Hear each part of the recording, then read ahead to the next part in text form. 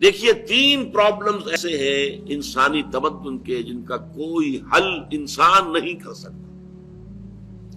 سب سے پہلا مسئلہ، سب سے پرانا مسئلہ، ابدی مسئلہ ہمیشہ سے ہے جب سے انسان ہے، عورت اور مرد کے حقوق و اختیارات میں کیا تقسیم ہونی چاہیے۔ آپ کو معلوم ہے افراط و تفریط، یا تو عورت کو ملکیت بنا دیا گیا، جیسے بھیڑ بکری جو ہے آپ کے کھوٹے سے باندھ رکھی ہے، ایسے ایک عورت بھی باندھی ہوئی ہے، وہ آپ کی ملکیت ہے، اس کے کوئی حقوق نہیں ہے، اس کا کوئی لیگل سٹیٹس نہیں، اس کا کوئی تشخص نہیں، کوئی ہے ہی نہیں۔ یا وہ انتہا ہوگی اور یا وہ انتہا ہے جو آج آ گئی ہے، بالکل مرد کے شانہ بشانہ، ساری تخلیقی مصلحتوں کو چھوڑا، ساری جو بھی انسان کی جو انیٹومیکل جو بھی ڈفرنسز ہیں ان کو چھوڑا، جو سائیکولوجیکل فرق ہے ان کی تخلیق میں، اس کو بھی ایک جیسے برابر، ایک قطن نہیں۔ ان دونوں کے درمیان کیا توازن ہے؟ یا وہ لونڈی بن گئی، بھیڑ بکری کی طرح کی ملکیت بن گئی، اس کا کوئی حق نہیں، اس کا کوئی لیگل سٹیٹس نہیں، اس کے والدین نے جہاں چاہا شادی کر دی، اس کی مرضی پوچھنے کا کوئی سوال ہی نہیں، جس کے چاہا حوالے کر دیا۔ وہ آج جو چل رہی ہے ونی کی رسم، وہ عورت کا کیا اختیار اس کے اندر ہے، اس بچیوں کا کیا اختیار ہے؟ وہ 1.5 سال کی ایک بچی بھی دے دی گئی ہے، انا للہ و انا الیہ راجعون، جو چاہے کریں۔ یہ تو ایک انتہا ہے۔ دوسری انتہا بالکل برابر، نتیجہ کیا نکلا ہے؟ بالکل برابر میں خاندانی نظام برباد ہو گیا، اس لیے کہ ایک ادارے کے 2 سربراہ برابر اختیار والے نہیں ہو سکتے۔ کسی محکمے کے 2 ڈائریکٹر ہو سکتے ہیں، کسی فرم کے مینیجنگ ڈائریکٹر 2 ہو سکتے ہیں، ڈائریکٹر 10 بنا لیں آپ، مینیجنگ ڈائریکٹر 1 ہوگا۔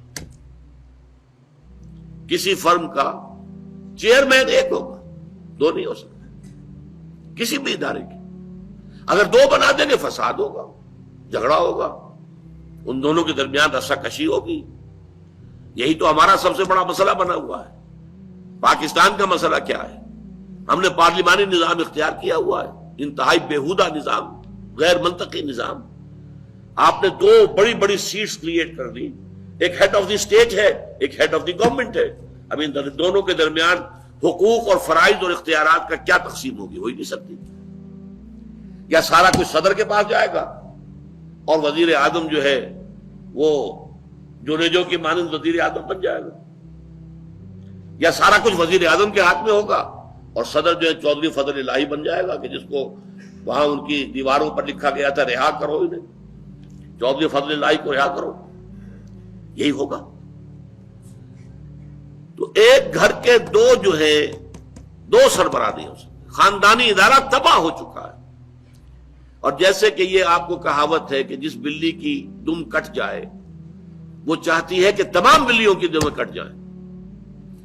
یورپ میں، امریکہ میں برباد ہو گیا خاندانی ادارہ، آج وہ تلے ہوئے ہیں کہ مشرق میں اور خاص طور پر مسلمان ممالک میں ابھی اگر کچھ انٹیکٹ ہے یہ خاندانی ادارہ، کچھ خاندانی اقدار ہیں جو برقرار ہیں، کچھ والدین کی عزت اور عظمت اور کچھ ان کا احترام اور ادب اور خدمت کا مادہ ہے جو برقرار ہے۔ چاہتے ہیں کہ ختم ہو جائے، تباہ و برباد ہو جائے۔ والدین بوڑھے ہو گئے تو پھینکو ان کو اولڈ ایج ہاؤسز کے اندر، اولڈ ہاؤسز میں، گھر میں کائے کو رکھنا ہے؟ نوجوان جوڑا ہے، اس کے خامخواہ ان کی خواہشات اور ان کے معمولات میں بیچ میں آڑے آنا۔ بوڑھی ماں جو ہے بولے بغیر رہے گی نہیں، دنگا فساد ہوگا تو رکھو اس کو وہاں پر اولڈ ہاؤس کے اندر۔ اللہ اللہ خیر سمجھ۔ یہ ہے اصل میں مسئلہ۔ اب عورت اور مرد کے درمیان کیا توازن ہو، انسان نہیں سوچ سکتا۔ دیکھیے انسان یا مرد ہوگا یا عورت ہوگی۔ مرد سوچے گا تو وہ اپنے اعتبار سے سوچے گا، عورت کی نفسیات کیا ہے، عورت کے احساسات کیا ہیں، اس کو کیا پتا۔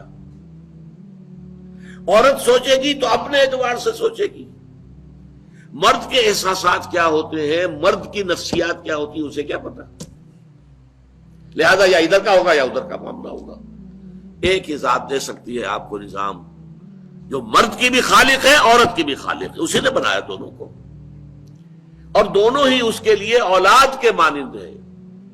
یہ حدیث نبوی کا ترجمہ کر کے بتا رہا ہوں آپ کو۔ حضور نے فرمایا الخلق عیال اللہ، یہ خلق جو ہے مخلوق ہے، یہ اللہ کے کنبے کے مانند ہے۔ تو مرد بھی اللہ کے اس کنبے میں شامل ہے، عورتیں بھی شامل ہے. اس نے نظام دیا، شادی بیاہ کے یہ قوانین ہونے چاہیے، طلاق وغیرہ کا یہ مسئلہ ہونا چاہیے. یہ سارا ضابطہ جو دیا ہے وہ اس لیے دیا ہے کہ یہ انسان اپنے ذہن سے نہیں سوچ سکتا. آج تباہی آ گئی ہے مغرب کے اندر، شادی کرنا ہی نہیں چاہتے. We are living together. شادی کریں گے تو نتیجہ پتہ ہے کیا نکلتا ہے؟ آپ نے اپنی بیوی کو طلاق دی، سب سے پہلے تو یہ کہ آدھی پوری آپ کی جو ملکیت ہے اس کا آدھا حصہ دے دیے اسے. نمبر 2، گھر اگر آپ کا اپنا ہے تو اس میں بیوی رہے گی، آپ نکل جائیے یہاں سے. کوئی مرد اس کو قبول کرنے کو تیار نہیں تو وہ شادی کرتا ہی نہیں. اور عورت کی ضرورت ہے، لہذا عورت بغیر شادی کیے بھی اس کے ساتھ رہتی ہے، بچے پیدا کرتی ہے. بٹ وداؤٹ میرج، جو بچے پیدا ہو رہے ہیں حرامی بچے. تو پچھلے سال صدر کلنٹن نے کیا کہا تھا؟ اس کا جو اپنا خطاب تھا نیو ایئرز ڈے کا، وہ خطاب کیا تھا؟ ان قریب ہماری قوم، امریکن قوم کی اکثریت حرام زادوں پر مشتمل ہوگی. یہ حرام زادہ ترجمہ کیا ہے میں نے، بورن وداؤٹ ویڈ لاک، شادی کے بندھن کے بغیر پیدا ہونے والے. پوری کو ہم حرامی کہتے ہیں، حرام زادے کہتے ہیں، اور کس کو کہتے ہیں؟ اچھا، دوسرا مسئلہ، پہلا مسئلہ تو یہی ہے، پرانا بہت ہے، قدیم ہے. دوسرا مسئلہ، ایک ریاست ہے، ایک نظام ہے، اس کے کچھ اختیارات اور حقوق ہونے چاہیے. ایک عوام ہے، ان کے کچھ اختیارات ہونے چاہیے. عوام چاہیں گے زیادہ سے زیادہ آزادی ہمیں ملے، ریاست چاہے گی زیادہ سے زیادہ اختیار ہمارے ہاتھ میں ہو. اب جو کچھ ہو رہا ہے ترمیمات کے ضمن میں، کیا ہو رہا ہے؟ ایک طرف جو ہے مشرف صاحب چاہتے ہیں زیادہ سے زیادہ اور طویل سے طویل میرا دور اقتدار ہو اور اختیارات جو ہے میرے ہاتھ میں آ جائے، گھنٹہ گھر بن جاؤں میں فیصلہ بات کر. ساری کوشش ان کی ہے. اور یہ ARD وغیرہ کیا کر رہی ہے کہ نہیں، حقوق عوام کے ہاتھ میں آنے چاہیے. اب اس میں بھی توازن کیا ہو؟ یا ٹوٹلیٹیرین سٹیٹ وجود میں آ جاتی ہے جو رشیا میں تھی، USSR میں تھی، عوام کے کوئی حقوق نہیں، no freedom of speech, no freedom of association. نہ تم اپنے خیالات کا اظہار کر سکتے ہو، نہ تم کو جماعت بنا سکتے ہو. یہ نظام تھا. کام کرو، ویجز لو، بس اللہ اللہ خرچ اللہ. حیوانوں کی طرح پر کہ صرف راتب دے دیا جائے گا، باقی تمہیں کوئی تمہاری ایکسپریشن، کوئی اپنے خیالات کا اظہار، کوئی فریڈم آف ایسوسیشن نہیں. امریکہ دوسری انتہا پر، مادر پدر آزاد. 2 مرد شادی کرنا چاہتے کر لیں، ایک مرد بیوی ہو جائے گا اور ایک مرد شوہر ہو جائے گا. لیگلی قانون کے نزدیک ریکگنائزڈ ہوگا. ایک آزادی کی وہ انتہا ہے.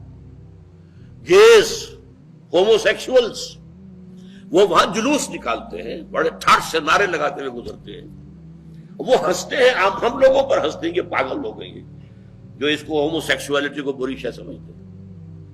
اور نیو یارک کا جو میئر ہے وہ لیڈ کرتا ہے پروفیشن. کیوں کرتا ہے؟ اسے اگلا بھی الیکشن لڑنا ہے اور گیز کے ووٹس بہت ہیں. اس سے اندازہ کیجئے کہ کتنی پرسنٹیج وہاں گیز کی ہو چکی ہے، ہومو سیکشولز کی. یہاں تک کہ طے کر دیا گیا ہے مذہبی میدان میں بھی گیز کو اجازت ہے، وہ پادری بن سکتے ہیں. گیز ہیں، ہومو سیکشولز ہیں، فطرت کے خلاف کام. کیا وہ آزادی ہے؟ تو کہاں ہے بیلنس؟ انسانی ذہن کے لیے ناممکن ہے اس بیلنس کا تلاش کرنا. نمبر 3، سرمایہ اور محنت. پروڈکشن جو بھی ہوتی ہے 2 چیزوں سے ہوگی. سرمایہ دار تھا، اس نے کارخانہ لگایا ہے، اتنے کروڑ روپے لگا دیے ہیں، یہ کیا ہے، وہ کیا ہے، یہ سرمایہ ہے. لیکن وہ کیا کر لے گا اکیلا؟ 10,000 آدمی کام کر رہا ہے، لیبر ہے. اب جو کچھ بھی بن رہا ہے، جو پروڈکٹ بن رہا ہے اور جو اس سے آمدنی ہو رہی ہے، اس میں دونوں کے حصہ ہے، لیبر کا بھی حصہ ہے اور سرمایہ کا بھی حصہ ہے. لیکن منافع میں کتنا حصہ سرمایہ کا ہوگا، کتنا لیبر کا ہوگا، کون طے کرے گا؟ یا تو سرمایہ داری بن جائے گی، تب میں تو آپ کو 10 روپے دے سکتا ہوں ڈیلی ویج، منظور ہے تو کام کیجئے ورنہ چاہیے دفع ہو جائے گی.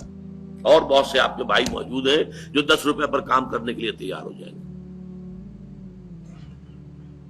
ساری دولت سمٹ کر جا رہی ہے کارخانے دار کے ہاتھ میں۔ کیپٹلزم، جو کیپٹل ہے، جو سرمایہ ہے، اصل جو ہے دولت اسی کی طرف، روپے کو روپیہ کھینچتا ہے، پیسے کو پیسہ کھینچتا ہے۔ لہذا امریکہ میں آپ کو ایسے لوگ مل جائیں گے جنہیں اپنی دولت کا اندازہ نہیں ہے کہ کتنی دولت ان کے پاس ہے، بلینز آف ڈالر کا ایک ایک چیک لکھ سکتے ہیں، اور یہودی ہے وہ۔ دوسری طرف امریکہ میں آپ کو گھیٹوز مل جائیں گے، گھیٹوز، اور ایک ہی جزیرہ ہے مینہٹن، وہ 11 میل لمبا ہے، چوڑائی کہیں 2-3 میل ہے، کہیں ذرا زیادہ ہے۔ اس کے ساؤتھ میں جہاں یہ 2 بڑے بلڈنگیں کھڑی تھی جو گرائی ہیں، جو بھی تھے دہشت گرد، یہاں پر یہ اس کا ریچسٹ حصہ ہے، پوری دنیا کی دولت یہاں جمع ہے، سارے بینک وہاں ہیں۔ اور اسی جزیرے کے شمالی علاقے کے اندر گھیٹوز ہیں، افرو امریکنز، کالے امریکی، یوں سمجھیے کہ سب ہیومن لیول پر رہ رہے ہیں، حیوانوں کی طرح زندگی گزار رہے ہیں۔ یہ ڈسپیرٹی نظر آ جائے گا۔ تو اب عدل و انصاف کی کیا شکل ہو؟ یا وہ ہے جو رشیا میں اور USSR میں تھا، یا یہ ہے جو امریکہ میں اور اس کے الائز کے اندر ہے۔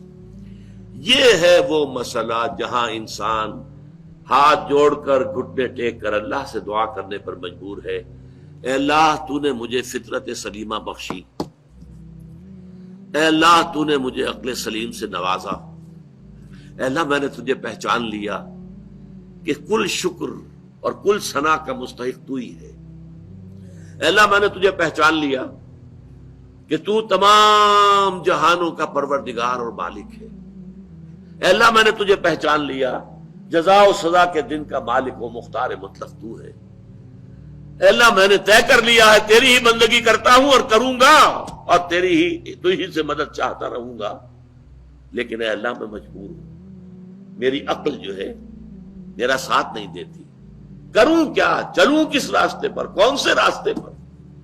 یہ عملی حصہ ہے دین کا، وہ سارا تھا فکری، نظری، ایمانی حصہ، الحمدللہ رب العالمین الرحمن الرحیم مالک یوم الدین، یہ کیا ہے؟ یہ ایمانی، فکری، نظریاتی حصہ ہے۔ عملی حصہ کیا؟ اہدنا الصراط المستقیم، ہمیں سیدھے راستے کی ہدایت بخش، صراط الذین انعمت علیہم، راستہ ان کا جن پر تیرا انعام ہوا، تیرے پسندیدہ بندے جو ہوئے، غیر المغضوب علیہم، جو مغضوب علیہم نہیں ہوئے، ان پر تیرا غضب نہیں آیا، غصہ نہیں آیا، ولا الضالین، اور نہ ہی وہ سیدھے راستے سے بھٹکے۔ یہ ہے سورہ فاتحہ کا مقام۔ گویا کہ اصل میں یہاں پر قرآن مجید، اس کے اصل مخاطب کون ہے؟ وہ سلیم الفطرت لوگ، وہ سلیم العقل لوگ، جنہیں قرآن کہیں کہتا ہے الذین یعقلون، کہیں کہتا ہے الذین یفقہون، کہیں کہتا ہے اولو الالباب، ہوش مند لوگ۔ یہ وہ لوگ ہیں کہ قرآن مجید اصل میں ان سے مخاطب ہے، اور وہ خود سفر طے کر کے اللہ کی ذات تک، معرفت خداوندی تک تو پہنچ گئے ہیں، لیکن اب عملی زندگی کے اندر رہنمائی کے لیے درخواست کر رہے ہیں، اہدنا الصراط المستقیم صراط الذین انعمت علیہم غیر المغضوب علیہم ولا الضالین۔ یہی وجہ ہے کہ فوراً سورہ بقرہ شروع ہوتی ہے، الف لام میم ذالک الکتاب لا ریب فیہ ھدی للمتقین، یہ ہدایت ہم تمہیں دے رہے ہیں۔ یہ قرآن جواب ہے اس دعا کا، اہدنا الصراط المستقیم